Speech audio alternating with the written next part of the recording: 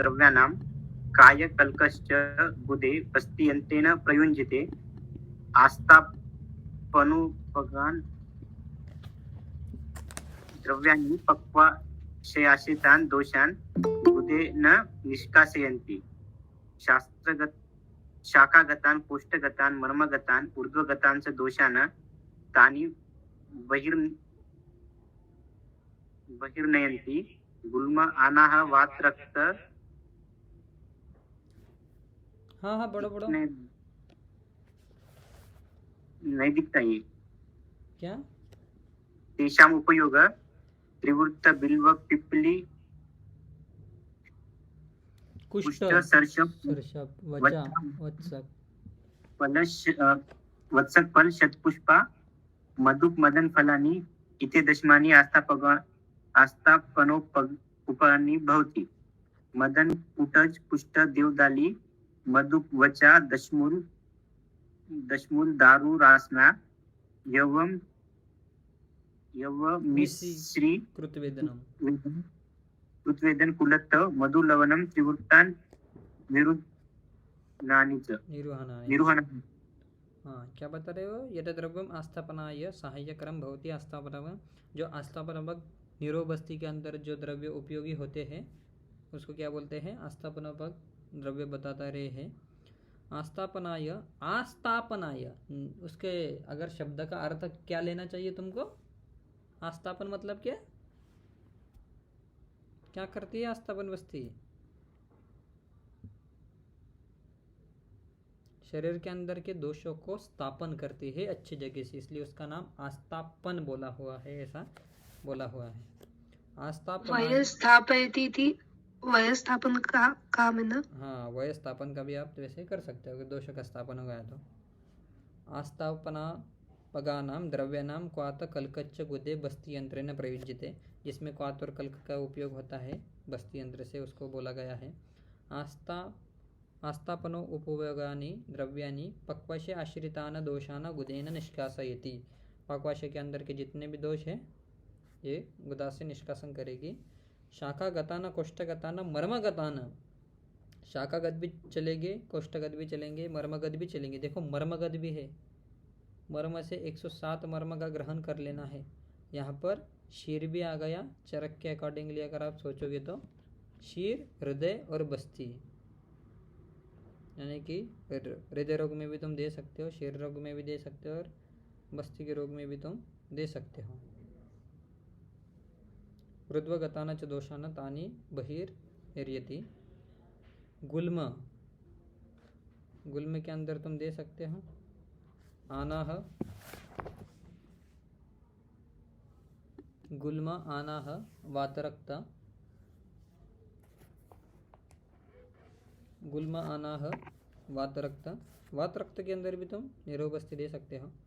वात ग्रह, वात के कारण कुछ ग्रह अगर है, जकड़ाहट ज़्यादा है, जहाँ पर स्टिफनेस ज़्यादा है, उस कंडीशन में भी तुम दे सकते हैं। जैसे जॉइंट पेन में स्टिफनेस ज़्यादा है, मस्कुलर ज़्यादा स्टिफनेस आ गई है, बैक पेन के अंदर ज़्यादा स्टिफनेस है, बैक पेन है, लोअर बैक पेन है, उसके अंदर भी तुम दे सकते हो। मल ग्रह के अंदर भी तुम दे सकते हो, मल का विबंध है, मल का ग्रह है, वहाँ पर दे सकते हो। और व्यातिवेदिशाम तेषाम च उपयोगम, उसके अंदर द्रव्य बता रहे हैं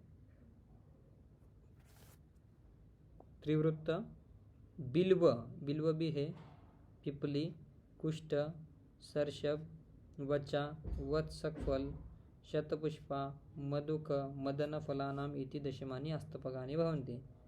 यहाँ पर एक ये है कि सभी शोधन करने वाले द्रव्य है, वही निरूबस्ती के अंदर अगर आप देते हो तो अच्छे से शोधन हो जाता है, पक्वाशयगत दोषों का शोधन हो जाता है, ऐसा कहने का तात्पर्य है। जैसे आप अलग अलग व्याधि के हिसाब से भी आप द्रव्य दे सकते हो। अगर शोथ है तो वहाँ पर आप स्पेशली आप त्रिवृत्त दे सकते हो। अगर ग्रहणी देशी दोष दृष्टि है तो वहाँ पर तो आप बिल्व से निरोबस्ती दे सकते हो। श्वास कास की कंडीशन है, वहाँ पर तुम पिपली जैसे द्रव्य का यूज़ कर सकते हो। कुष्ठ है, स्किन डिसीज, वहाँ पर तुम कुष्ठ का उपयोग कर सकती हो। ये शुक्र शोधन महाकषाय में भी आता है और आस्थापनोपग में भी आता है, इसको आप वैसे आप दे सकते हो। और कुष्ठ चिकित्सा में भी कुष्ठ का वर्णन क्या है इसलिए कह रहा हूँ। सरसप का भी आप कुष्ठ के अंदर उपयोग कर सकते हो। वचा, उन्माद अपस्मार के कंडीशन में आप दे सकते हो। वत्सक फल अतिसार के जैसे कंडीशन में आप दे सकते हो। शतपुष्पा वही दीपन पाचन करने के लिए देते हैं। मधुक ब्रोहन करने के लिए, जहाँ पर पित्त की कंडीशन वहाँ पर देना चाहिए। मदन फल भी उसके लिए देते हैं, पित्त की कंडीशन के लिए। ऐसे आस्थापनात्मक द्रव्य बताए गए हैं। और बागभट ने भी बताए गए हैं। मदन कुटज कुष्ठ देवदाली मदक वचा दशमूल दारू रासना यवमिसी कृतवेदनम कुलत्यो मधु लवनम। मधु और लवन का इन्होंने उपयोग बताए गए हैं। वो तो सभी को पता है कि वही अपन ऐड करते हैं, तो इसमें ज़्यादा कुछ एक्सप्लेनेशन करने की बात नहीं है। बस चरक के महाकषाय की तरफ याद रखो, वाघभट के नहीं भी याद रखे तो चलता। चलो अनुवासन पढ़ो।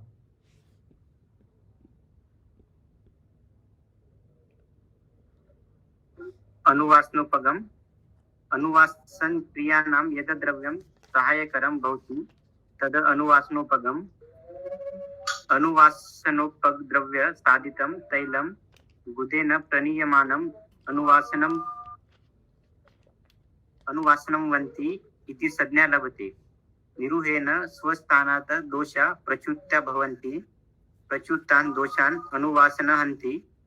सर्ववातव्याधिषु अनुवासनोपद्रव्याणाम् उपयोगः रासना सुरदारु बिल्व मदन शतपुष्पा वृश्चिक पुनर्नवा श्वदंष्ट्रा अग्निमंत शोनाक इति दशमानि अनुवासनोपगानि भवन्ति। वही अनुवासनोपग बता रहे हैं कि तेल से साजित जो द्रव्य होते हैं उसको आप गुदा से प्रविष्ट करते हो तो उसको अनुवासन बस्ती बता देते हैं। एरो बस्ती क्या करती है? स्थानात दोषान प्रच्यंति भवन्ति, दोषों को निकालने का काम करती है। एरो बस्ती प्रच्युत कर देती है, खुद के स्थान से क्या करती है? ढीला कर देती है, द्रवीभूत कर देती है। साहब कोई भी भाषा में आप समझो, दोषों को बाहर निकालने का काम क्या करती है? अनुवासन बस्ती यानी प्रच्युत कर देती है, हिला देती है दोषों को। और उस दोषों को इजीली बाहर निकालने के लिए एक स्नेहन स्निग्धता चाहिए, रुक्षता से वो दोष बाहर नहीं निकालते। ऐसे प्रच्युत हुए दोषों को अनुवासन बस्ती क्या करती है? एक तो बाहर निकालती है या उधर ही शमन कर देती है, ऐसा कहा गया है। सभी प्रकार की वातिवेदी में आपको अनुवासन द्रव्य देना ही देना है। बता रहे कि रासना सर्वश्रेष्ठ अनुवासनोपग है। कभी कभी ये भी पूछ लेते हैं कि अनुवासनोपग महाकषाय में सबसे पहला द्रव्य कौन सा आया हुआ है। ऐसे हटके एकदम सिंपल क्वेश्चन होता है। अब सबने अनुवासनोपग रट के रखा होगा पर किसी को पहला द्रव्य याद नहीं होगा, तो फिर वो कभी कभी ऐसे सिंपल क्वेश्चन भी आपने मिस नहीं करने हैं। कभी कभी ऐसे सिंपल क्वेश्चन भी अपने को हार्ड लग जाते हैं और पीजी के अंदर फिर ऐसा गलती कर देते हैं अपन। जैसे आस्थापनापग में पहले त्रिवृत्त बताया गया था, यहाँ पर रासना बताया गया है। रासना देवदारू बिल्व, देखो बिल्व दोनों में आ गया है। ऐसे कॉमन पॉइंट्स लिख के रखा करो। जो बिल्व है अनुवासन और आस्थापनापग दोनों में है। ऐसे कॉमन पॉइंट फटाक से उसी टाइम नोट डाउन किया करो, फिर बाद में द्रव्य गुण बार बार पढ़ने की जरूरत नहीं होती। मदन फल भी दोनों में आया हुआ है।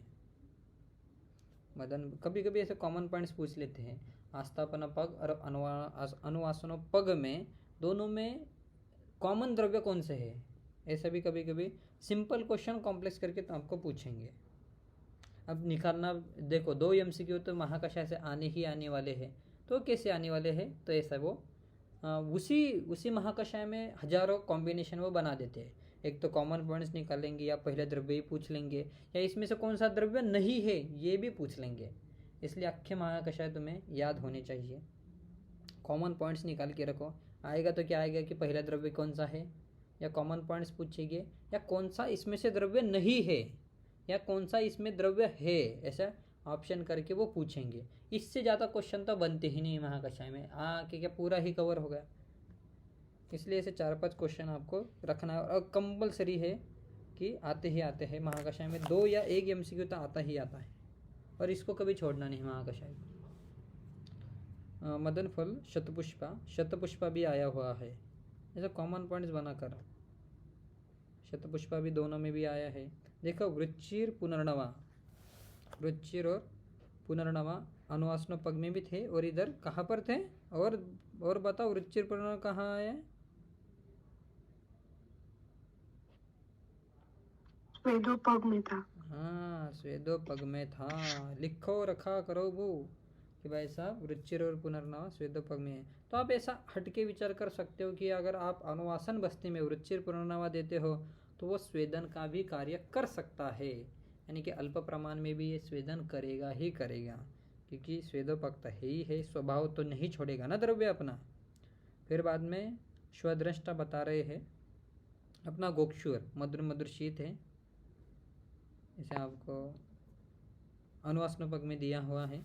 अग्निमंत और कहाँ पर है अग्निमंत, कोई बता पाएगा?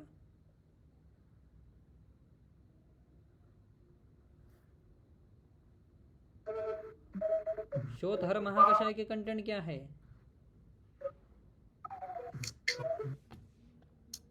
शोध हर महाकषाय दशमूल दशमूल है ना, उसमें अग्निमंत है कि नहीं है? हाँ।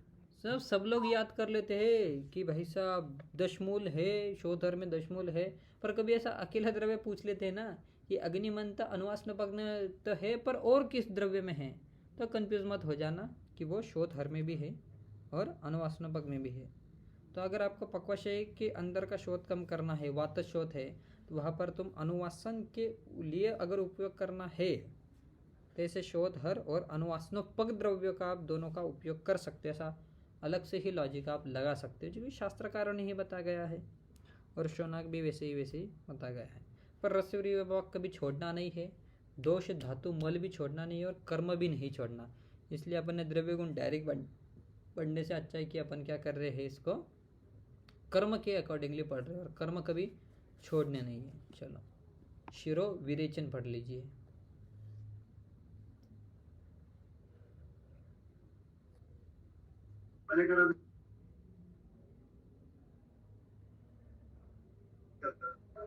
शिरोविरेचन पगम शिरोविरेचन क्रियाणां यद उपकारकं भवति तत शिरोविरेचन पगम द्रव्यम् ऊर्ध्वगजेषु व्याधिषु शिरोविरेचन पगानि द्रव्याणि उपयुक्तानि भवन्ति। तानि तु श्रोत्रशृङ्गाटक गत्वा मूर्धान नेत्र श्रोत्रकण्ठ आदीनि शिरामुखानि च व्याप्त ऊर्ध्वजत्रुगतं दोषसंगात अपकर्षन्ति।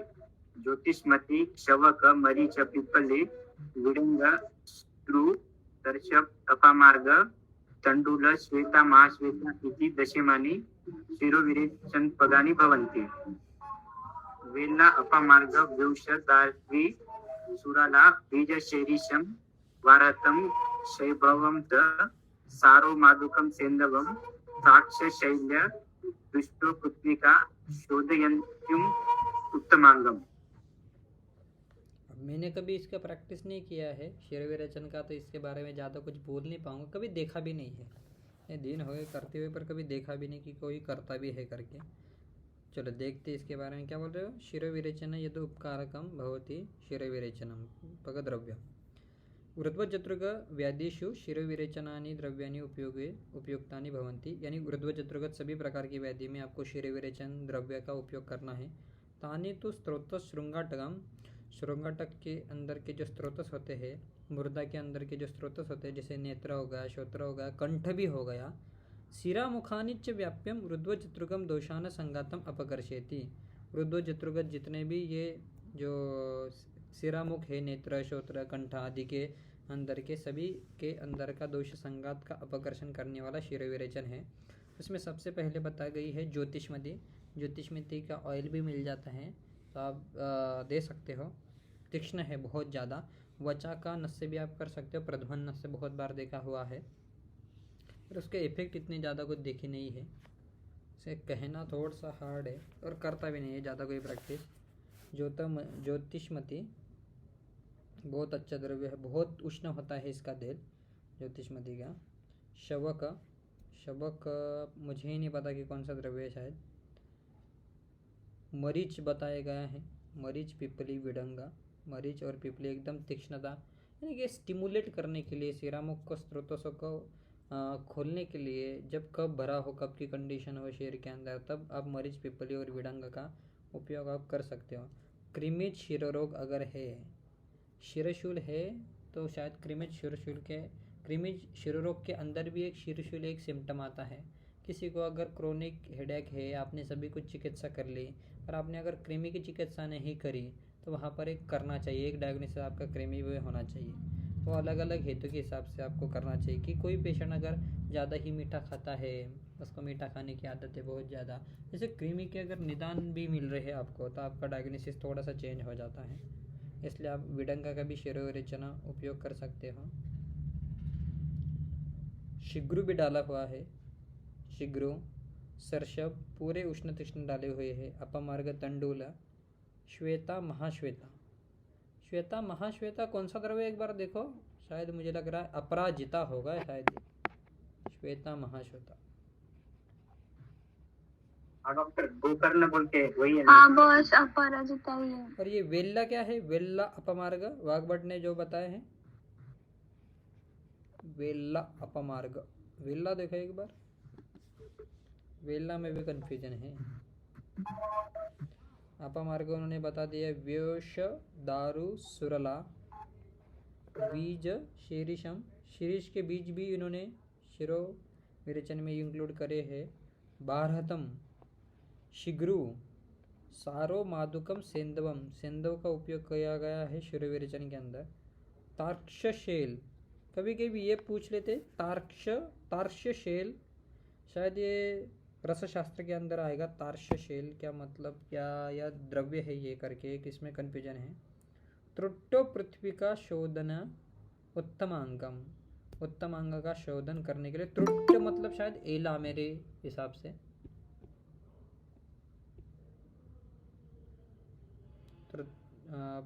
पृथ्वी का शायद ये होता है ना, पृथ्वी का मतलब जीरे का पर्याय है ना, जीरक का। एक बार देखो, कोई द्रव्य गुण के एक्सपर्ट हो गया अपने पास तो। पृथ्वी का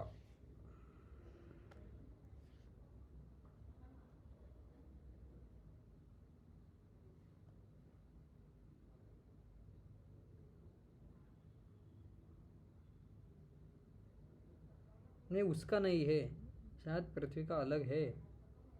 जीरक का तो नहीं है, उसका करेक्ट कर देना। दीर्घ का है शायद वो, दीर्घ का, पिताभ, अजाजी, दीपका, जीरका, जरना, मेद्य, मेद्य भी बोला गया है। ये एक ध्यान में रख लेना कि जीरक को भी मेद्य एक पर्याय बोला गया है। मेद्य बोला है, केदेव निघंटू ने बोला गया है मेद्य, यानी जीरे से मेद्य कार्य भी होता है। क्या बता, वो मैदा को स्टिमुलेट करता है, ऑब्वियसली स्टिमुलेट ही करेगा करके, उष्ण तीक्ष्ण है तो। चलो आगे बढ़ लो, पुरुष संग्रहणीय द्रव्य पढ़ लो तुमरे।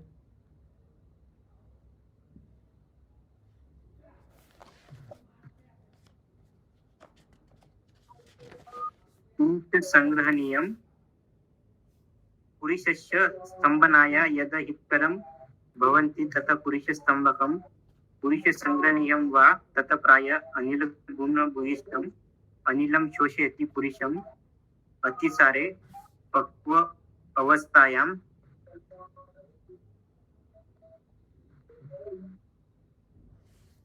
चलो इसके आगे का ठीक है, मैंने फोटो भेज दिया, देखो। पक्वावस्थायां पुरुष संग्रहणीय मानाय उपयोग यथा धातकी पुष्प मोचरस लोद्रश्च चकोक्त संग्रहणीय गणो प्रियंगु ताम्रस्ति कट्वंग लोद्र मोचरस समंगा धातकी पुष्प पद्म पद्मकेशराणि इति दशमानि पुरुष संग्रहानि भवन्ति। क्या बोल रहे हो? पुरुष का स्तंभन करने के लिए जो हितकारी द्रव्य होते हैं उसको पुरुष संग्रहणीय द्रव्य बताते हैं। तथा द्रव्य सभी क्या होंगे? वायु गुण भूयिष्ठ ऐसे द्रव्य होंगे पुरुष संग्रहणीय, यानी कि मेनली कषाय रसात्मक द्रव्य मिलेंगे आपको। अनिल क्या करता है? जो वायु होता है शोषण का काम बहुत अच्छे से करता है। जहाँ पर द्रव्य बहुलता होती है वहाँ पर ऐसे वातल द्रव्य का उपयोग आपको करना चाहिए जो कि शोषण करने में अच्छे से हो। अतिसार पक्व अवस्थायाम, अतिसार की पक्व अवस्था में, इम्पोर्टेंट है कि पक्व अवस्था में ही आपको पुरुष संग्रहणीय द्रव्य देने होते हैं। अगर आपने आम अवस्था में अतिसार के स्तंभन दे दिया तो क्या होगा बच्चों? क्या होगा? सबसे पहला डिसीज, एक तो डिसीज बता दो कम से कम। दंडाल्सक, हाँ, पहला दंडाल्सक बता दिया, अब पूरी ही बता दो कौन कौन से होंगे। दंडाल फटाक से संहिता निकाला करो और बताया करो।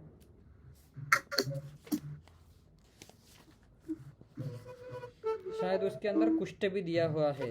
अगर आप दंडाल आमात आत्मान ग्रहण अर्च, गुण में हो सकता है ना बस। हाँ हाँ, बोलो बोलो कुमरे बोलो।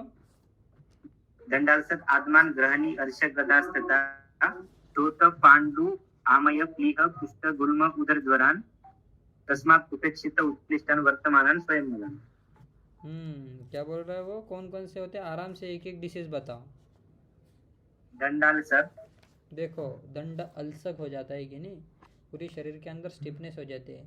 आम बात के बहुत सारे पेशेंट के अंदर यही अपन डायग्नोसिस, यही अपन हेतु लेना छोड़ देते हैं कि कभी कभार आपको अतिसार हुआ था क्या, अतिसार के अंदर होने के बाद में आपने कोई टैबलेट खाई थी क्या जो स्तंभन करती है ज़बरदस्त, है क्या नहीं?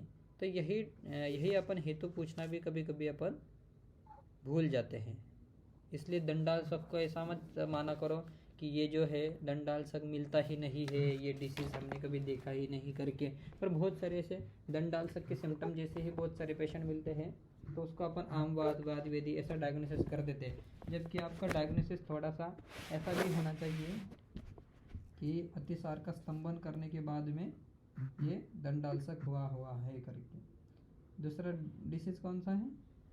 आत्मान आदवन तो पता ही है कि पेट के अंदर पूरे दोषों का यह हो जाएगा करके, संचिति हो जाएगी। नेक्स्ट, ग्रहणी ग्रहणी, यही होता है मेन कोलाइटिस, अल्सरेटिव कोलाइटिस का मैक्सिमम कारण यही होते हैं कि आम अतिसार में क्या कर दिया, स्तंभन कर दिया। नेक्स्ट, अर्श, अर्श तो पता ही है आपको कि भाई साहब दोषों का संचिति के कारण ही अर्श हो रहा है। अब आम अतिसार में आम निकलने वाला था, तुमने रोक दिया, अर्श तो क्रिएट करेगा ही वो। नेक्स्ट, शोध, शोध, वही आप यहाँ पर बाहरी शोध जानने से अच्छा है कि बाहरी भी शोध आ सकता है पूरे शरीर के अंदर, एनआर सार का जैसे कंडीशन आ सकते हैं, पर उससे भी ज़्यादा आप इंटेस्टाइनल शोध, इंटेस्टाइनल इन्फ्लेमेशन ऐसे आप बोल सकते हो करके। नेक्स्ट वन, पांडु, पांडु, पांडु ये शायद अवरोधात्मक ही होगा, क्योंकि वो आम का अब्जॉर्प्शन हो जाएगा और उसकी वजह से ही मेटाबॉलिक एनीमिया के अंदर ऐसा जाएगा करके। ठीक है, आगे। डॉक्टर वो एक क्वेश्चन था पांडु में म्हणजे प्राधान्याने कोणाची दृष्टी असते, प्राधान्याची म्हणजे कोणत्या पित्ताची दृष्टी असते, तो वो साधक पित्त है कि रंजक पित्त है, क्योंकि संप्राप्ति में साधक पित्त का भी वर्णन है ना विशेष संप्राप्ति में, हाँ, साधक तो ही दोनों दोनों। अब कोई साधक भी बोलता है, भ्राजक भी बोलता है। हाँ हाँ और पर जैसे चरक की अगर संप्राप्ति में देखोगे ना तो साधक ही लिखना है तुमको, हाँ बस साधक ही लिखना है, उसमें कोई कंफ्यूजन की बात नहीं।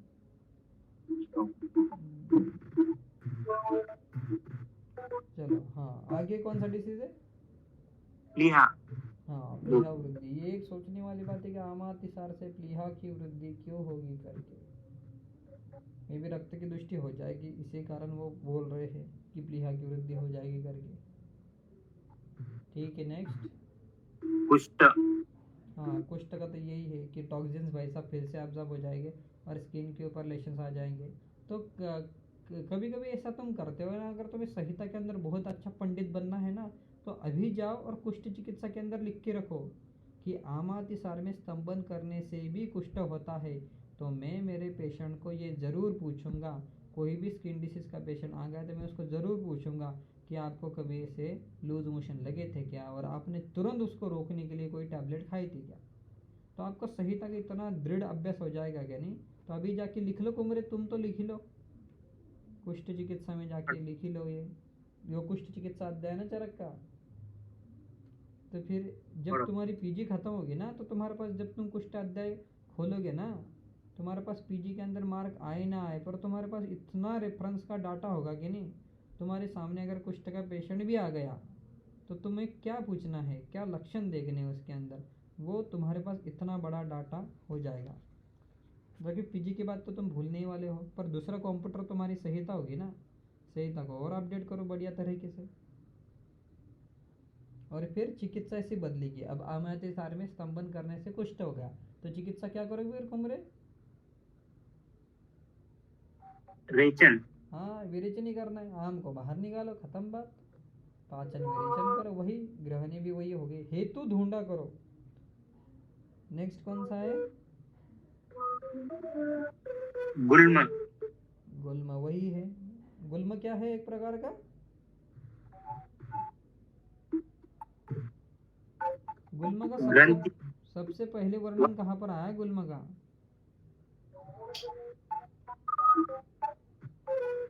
अंतर। गुल्म का सबसे पहले वर्णन कहाँ पर आया? पीजी के विद्यार्थी हो तुम। एक देशीय शोध। हाँ, एक दिशा शोध। गुल्म क्या है फिर कुमरे? एक देशीय शोध डॉक्टर। शोध है, शोध भूलना नहीं है। गुल्म है शोध। नेक्स्ट। उदर। उधर भी वही है। चलो आगे, पूरे डाइजेस्टिव से रिलेटेड डिसीज आ गए ना रक्त इसमें? प्रदोषज विकार। आगे क्या है कुमरे? उधर के आगे ज्वर। ज्वर है। देखो ये भी पूछना होता है पेशेंट, आमात्य सार में संबंध नहीं किया उसकी वजह से ज्वर। जाओ आप ज्वर चिकित्सा में लिख लो, ग्रहणी में लिख लो, पांडु में लिख दो, प्लीहा में लिख दो। अब देखो प्लीहा के अगर तुम ऐसे एक अलग से ही पेज बना कर रखोगे ना, तो इतना कंटेंट मिल जाएगा तुम्हें, प्लीहा किस किस कारण से बढ़ती है। नहीं तो तुम वैसे जाओगे ना, प्लीहा 5 प्रकार की होती है, बस इसके आगे कुछ नहीं लिख पाओगे तुम। प्लीहोदर, प्लीहा वृद्धि, इतना लिख के तुम छोड़ दोगे। और तुम्हारे पास ऐसा प्लीहा का अलग से पेज रहेगा ना, तो ऐसे तुम्हारे दिमाग के अंदर भी रिवाइज हो गया, यार मैंने प्लीहा के अलग से नोट्स बना के रखे हैं। अगर मेरे पास कोई स्प्लिनोमेगाली का पेशेंट आता है, प्लीहा वृद्धि का पेशेंट आता है, तो मैं ये ऐसे ऐसे करूँगा। जैसे उधर अगर तुम सोमल में जाओगे ना, सोमल हड़ताल के कल्प में रस शास्त्र के, तो उसके अंदर एक पांडु प्लीहा वृद्धि, पांडु प्लीहा वृद्धि बहुत बार आया हुआ है। तो ये होता है कि नहीं, एक्यूट ल्यूकीमिया के पेशेंट होते हैं कि नहीं, एक्यूट ल्यूकीमिया से क्या कैंसर की कंडीशन होती है ना, तो उसके अंदर स्प्लिनोमेगाली बहुत ज़्यादा मिलती है। तो ऐसे कैंसर के पेशेंट में आप आर्सेनिक का यूज़ करके, स्प्लिनोमेगाली का यूज़ करके ऐसा आप विचार कर सकते हो। ऐसा खतरनाक। और दोनों ही मिलती है ना, हेपेटोमेगाली, स्प्लिनोमेगाली, हाँ, ल्यूकेमिया तो में। आप दोनों ही दे सकते हो, क्योंकि वही बोला है ना, प्लीहा वृद्धि की चिकित्सा यकृत वृद्धि में करो करके। वही बोल रहा हूँ कि प्लीहा वृद्धि ऐसा छाट छूट मत समझो, ये क्या स्प्लीन ही तो बढ़ रही है और क्या हो रहा है। आयुर्वेद के अंदर बहुत डीप डीप ऐसे सिद्धांत दिए हुए हैं, बहुत जगह पर आप मानोगे तो आपको कैंसर के भी बहुत ज़्यादा सिम्टम्स मिल जाएंगे, पर वही ढूंढना पड़ेगा आपको। इसलिए जाओ प्लीहा का अलग से पेज बना और वहाँ पर लिख के रखो, आमातिसार में संग्रहण करने से प्लीहा बढ़ती है। तो चिकित्सा डायरेक्टली ही चेंज हो गई, चिकित्सा ही चेंज हो गई, तुम्हारा चिकित्सा का डायरेक्ट डायरेक्शन ही चलेगा। हेतु चेंज तो चिकित्सा ही चेंज, और एक डायरेक्शन सेट हो गया तुम्हारा। अब भाई साहब, आम अतिसार के कारण प्लीहा वृद्धि हो चुकी है, तो हमें पहले आम का पाचन करना है, विरेचन करना है, आम को बाहर निकालो पहले। आगे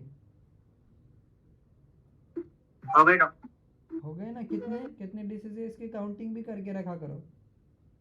कभी कभी पीजी के अंदर ये भी पूछते हैं, ऐसा नहीं है कि बस अपने दंड डाल सक पड़ा और ख़त्म कर दिया। डीपली स्टडी करनी है तो खतरनाक डीपली स्टडी करने की। भाई साहब, वो एग्जामिनर क्या पूछेगा, वो किस हद तक जा सकता है, उस हद से भी आगे तुम चले जाओ, तुम्हारी प्रिपरेशन रखो। तो भाई साहब, कितने होते हैं डिसीज, पढ़ो, काउंट करो, कितने होते हैं? 10 से 10। 10 है ना, तो वो रखो, लिख के रखो। आमातिसार में स्तंभन करने से कितने व्याधियां होती है, ऐसा क्वेश्चन आया तो क्या लिखोगे? 10। मगर यहाँ पे मतलब ऐसा मेंशन है, विबद्ध मानव प्राक दोषा जनियते आमयान बहुन भी बोलते हैं। हाँ ठीक है ना, पर काउंटिंग से तो 10 आ रहे हैं ना। हाँ, काउंटिंग आमयान से 10। बहुन तो वो छोड़ दो। पर अगर कभी कभार आ ही जाता है प्रश्न, तो तुम्हारे पास उत्तर है क्या? क्योंकि तुमने कभी काउंट ही नहीं करे। पर यहाँ पर अब अगर क्वेश्चन बनता भी, क्योंकि देखो सबसे तड़कता भड़कता टॉपिक यही होता है ना। अब अतिसार में से तुम्हें पूछना है तो क्या पूछेंगे मैं? सबसे ज्यादा अच्छा टॉपिक कौन सा है? तो सार में चरक ने क्या अलग बताया है? यही ये बताया आम ना। हाँ आमाती साथ में स्तंभन करने से क्या होगा, यही बताया गया है ना। हाँ मॉडर्न के अंदर ऐसे सिद्धांत मिलता नहीं है, तो कभी भी क्वेश्चंस आते हैं ना, ऐसे प्रैक्टिकल क्वेश्चंस आते हैं, लॉजिकली क्वेश्चंस आते हैं, पर होते हैं सिंपल ही है क्वेश्चंस। पर वो मिला द्रव्य क्यों बताया, हमेशा चरक को पूछना, क्यों भाई, क्यों रासना ही क्यों रखी, शिरोविरेचन में ज्योतिषमती ही क्यों रखी, क्यों भयानक उष्ण तीक्ष्ण है भाई साहब, भयानक उष्ण तीक्ष्ण है। शिरोविरेचन करने के लिए सबसे बेस्ट है, जो स्टैग्नेंट दोष हो चुके हैं शरीर के अंदर, कब भरा पड़ा है, तो इससे बेस्ट तो हो ही नहीं सकता द्रव्य। चरक की थिंकिंग को सोचो कभी भी। अब तुम्हें याद करना है पहला द्रव्य, तो कैसे याद करें, ऐसे ही लॉजिकली थिंकिंग से तुम्हें याद करना है। अब स्नेहोपग में सबसे बेस्ट क्या है, मृदुविका है। इतना वाटर कंटेंट पानी दे दे के भाई साहब अंगूर बनते हैं, और अंगूर को शुष्क करने के बाद मृदुविका होता है। जितना मधुक को इतना पानी नहीं लगता जितना अंगूर को पानी लगता है, तो ऑब्वियसली स्नेह नहीं करेगा शरीर के अंदर। जल महाबूद अगर आप तरतमता अगर यूज करोगे, तो आपको सबसे ज़्यादा मृदुविका हमें मिलेगा, इसलिए ना स्नेहोपग में पहले मृदुविका बोली। समझ गए, थोड़ा सा ऐसा लॉजिकली अगर तुम स्टडी करोगे ना, तो तुम्हें इंटरेस्ट भी बहुत बढ़ेगा, बहुत इंटरेस्ट भी आएगा, और कभी स्टडी बोर नहीं होगी। हमेशा झगड़ते रहो चरक से, चरक जी क्यों, यही द्रव्य क्यों, क्या आन बान शान आए पड़ी थी कि आपने ये द्रव्य हमको दे दिया। ठीक है, बाकी का कल पढ़ लेंगे।